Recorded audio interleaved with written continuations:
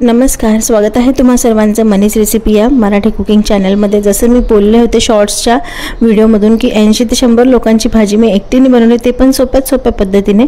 तर तेच आज या व्हिडिओमध्ये मी तुम्हाला एक व्लॉगच्या माध्यमातून दाखवणार आहे। तर आपण आता व्लॉग चालू करूया आणि त्याचबरोबर मी रेसिपी पण तुम्हाला सांगणार आहे की इतके मापासहित तुम्ही घेतलं तर तुम्ही पण परफेक्ट काहीच घाण न होऊ देता तुम्ही हे अशी भाजी बनवू शकता। तर त्या दिवशी सत्यनारायणची पूजा पण आम्ही ठेवलेली होती। सकाळचे वाजलेले आहे 9। त्यापूर्वी मी प्रसाद वगैरे सगळं बनवून घेतलं होतं 7-7:30 वाजताच। तर एकदम प्रसादाचा शिरा खूप मस्त झालेला आहे, एकदम टेस्टी आणि छान झाला होता। पंचामृत वगैरे सगळं बनवून ठेवलं होतं आणि आता आम्ही पूजेला इथे बसणार आहोत आणि पूजा झाल्यानंतर मग मी त्यानंतर संध्याकाळी दर्शनासाठी बोलवत असते घरी सर्वांना। त्यासाठी मी इथे मिसळ पावची भाजी केली होती, मिसळ। तर ती तुम्हाला कशी बनवायची ते पूर्ण दाखवणार आहे।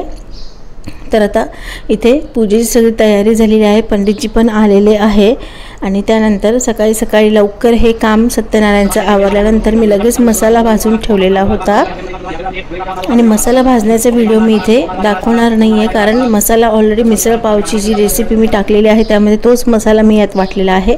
तर मी ते तुम्हाला ओरली पुढे सांगणार आहे सगळं। आता मटकी जी आहे, पूजा वगैरे सगळं झालेली होती सत्यनारायणची। आता 11 वाजले असतील जवळपास त्यानंतर आता इथे मटकी जी आहे ती रात्रभर इथे पहिले भिजू घातली होती आणि त्यानंतर दुसऱ्या दिवशी पाण्यातून काढून याला कपड्यामध्ये बांधून मोड आणण्यासाठी इथे रात्रभर ठेवून दिलेली होती। तर मोड आलेले आहे व्यवस्थित। पहिले मी विचार केला होता की कुकरमध्ये 2 वेगवेगळ्या वेळेस कुकर लावून मटकी शिजवून घेऊ, पण तसा वेळ जाईल त्यामुळे मी आता मोठ्याच पातेल्यात इथे मटकी धुवून घेणार आहे आणि धुवून झाल्यानंतर त्याला आता परत इथे हळद टाकून द्यायची आहे। फक्त हळद टाकून मी याला आता शिजत ठेवणार आहे। तर मटकी जी आहे ती एकीकडे शिजती आहे। तर हे एकच पातेलं वापरलं आहे, जराही घाण झाली नव्हती स्वयंपाक करताना। जसं माझी शक्यतो जेवण बनवताना जास्त घाण होत नाही, तर आता तुम्ही पण अशाच प्रकारे केलं तर तुमची पण होणार नाही। आता मसाल्यामध्ये मी इथे कांदा, खोबरं, लसण, अद्रक, कोथिंबीर आणि थोडे खडे मसाले, लवंग, मिरे हे सगळं इथे वाटून घेतलेलं आहे भाजून। त्यामुळे मसाल्याचा मी व्हिडिओ एक्सटेंड केला नाही भाजण्याचा। आता आपण रेसिपी बनवायला लागूया। आता ह्या कढई मोठी घेतली होती, त्यामध्ये भरपूर तेल टाकायचं आहे। समजा 3 वाट्या तेल मी इथे 2 ते 3 वाट्या तेल टाकलेलं आहे, कारण भाजी खूप जास्त होती आणि त्यामध्ये जो मसाला आहे बनवून ठेवलेला तो आता इथे टाकून घ्यायचा आहे। तर आता ही जी कढई होती मोठी त्यातच मी मसाला भाजून घेतला होता आणि मग लगेच ती कढई घासून परत त्यात माझा भाजी इथे फ्राय करायला घेतलेली आहे मसाला।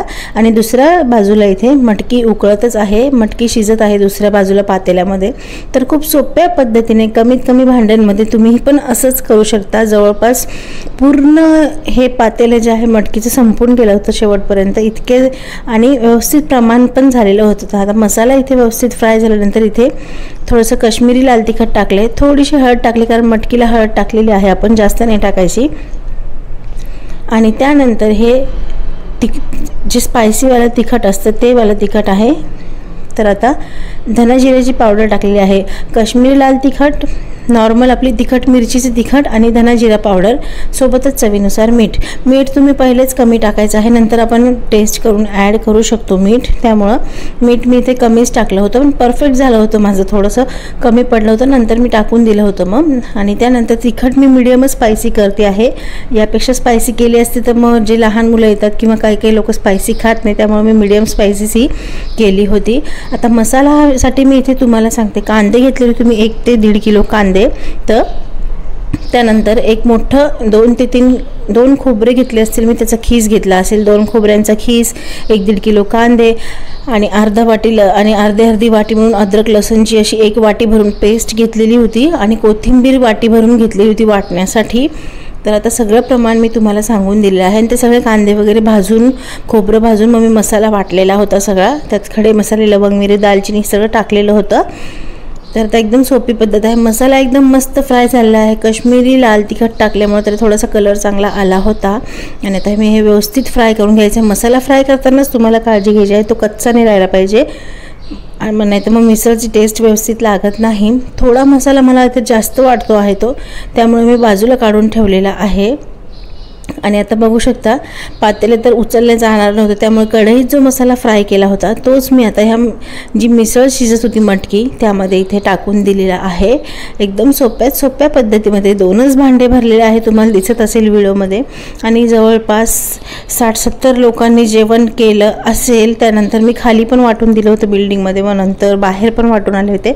एवढे लोकांनी जवळपास 80 लोक तरी जेवले असतील। एवढं छान ही मिसळ कमीत कमी भांड्यामध्ये आणि व्यवस्थित एकदम सिस्टमॅटिक मी तुम्हाला दाखवून दिलं आहे। म्हणजे तुम्हाला पण बनवायची असेल तर तुम्ही पण ह्या पद्धतीने कमी भांडे वापरून बनवू शकता। तर कलर बघू शकता तर्री किती छान आलेली आहे। नॉर्मली एवढं तेल मी वापरत नाही, पण आज जास्त जेवण असल्यामुळे मी थोडंसं टाकलेलं आहे छान दिसण्यासाठी आणि टेस्ट पण थोडी मग चांगली लागते, कारण क्वांटिटी भाजीची खूप जास्त आहे, तुम्हाला दिसत असेल।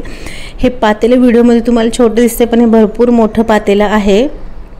तर मटकी मी आता इथे व्यवस्थित उकळून घेणार आहे। कलर बघू शकता किती मस्त आलेला आहे। तर तुम्हाला व्लॉग आवडेलच अशी मी आशा करते। त्याचबरोबर आमचा गणपती बाप्पा पण इथे आलेला, तर सगळ्यांना खूप आवडलेली होती मूर्ती। आणि तोपर्यंत मटकी उकळेपर्यंत मी टाइमपास व्हिडिओ इथे करून घेतलेला आहे, कारण मी एकटीने हे सगळं केल्यामुळे मला पण वाटत नव्हतं की मी बनवू शकेल, पण मी बनवलं। त्यानंतर 5 वाजता मी इथे रांगोळी पण काढून घेतलेली होती, ही मला जरा आवडली म्हणून मी ही रांगोळी इथे काढली आहे। त्यामध्ये मोदक, दुर्वा आणि गणपती असं सगळंच आलं होतं शॉर्टमध्ये। त्यानंतर मी तयार झाले। यावेळेस मी साडी घातली नाही, कारण मला खूप लोकांना वाढायचं होतं, पळायचं होतं, त्यामुळे मी ड्रेसच घातलेला आहे यावेळेस। आणि सगळे नंतर आम्ही तयार होऊन मग गणपती बाप्पाची आरती वगैरे केली, नैवेद्य वगैरे सगळं दाखवला आणि त्यानंतर मग अशा प्रकारे आमचा प्रोग्राम सगळा व्यवस्थित झाला। व्लॉग आवडल्यास नक्की लाईक, शेअर करा, कमेंट करा। तोपर्यंत बाय बाय।